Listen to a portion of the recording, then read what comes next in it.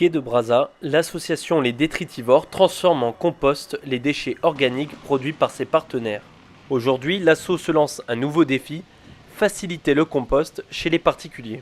Alors Toc Toc Compost, c'est une application, un service numérique qui permet de mettre en relation des voisins qui contribuent ensemble au compostage.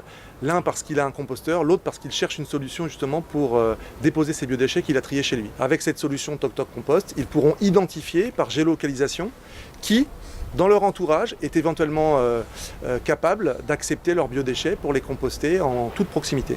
Par ailleurs, l'application proposera des conseils pour mieux trier, parce que c'est pas toujours évident pour tout un chacun de savoir si on met du pain, si on peut mettre des serviettes, si les coquilles d'huîtres sont tolérées, si on peut mettre des agrumes. Voilà, c'est le genre de question qui revient fréquemment.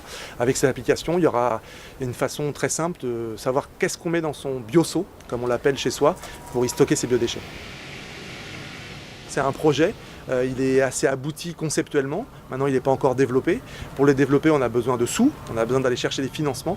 C'est la raison pour laquelle on a candidaté à l'appel à projet du ministère de la Transition écologique et solidaire, qui proposait des initiatives citoyennes pour la planète, comme il l'appelle. Et on a candidaté avec ce projet Toc Toc Compost, qui semble recueillir pas mal de succès, puisqu'on est bientôt à 500 votes pour le soutenir. On a décidé de prendre les devants et d'ubériser, si j'ose dire, la question du compostage en ville, en proposant une application qui permet de hacker un peu les circuits traditionnels et de mettre en relation directe les voisins sur cette logique de compostage. Même si tous les Bordelais ne sont pas encore prêts à amener leurs épluchures de carottes à leurs voisines d'à côté, l'action des Détritivores a déjà fait plus d'un convaincu. C'est le cas du restaurant d'Arnaud Pain.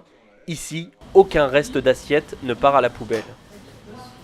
Les salariés sont déjà convaincus d'une chose chez nous, quand ils travaillent chez nous, et c'est ça qui est bien, c'est qu'ils sont convaincus de l'importance de travailler des produits sains et de qualité.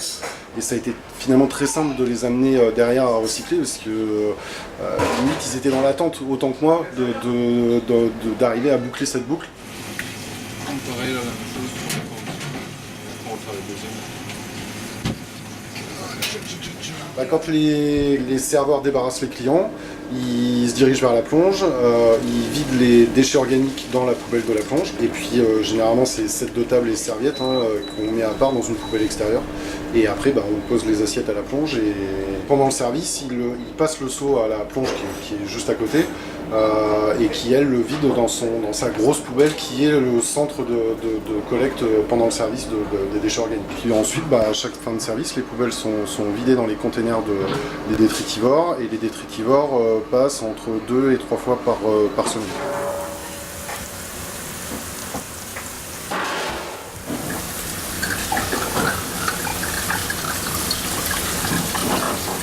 Aujourd'hui, c'est entre 200 et 300 €, sachant qu'on n'est pas encore en pleine saison, donc peut-être que ça augmentera encore un peu.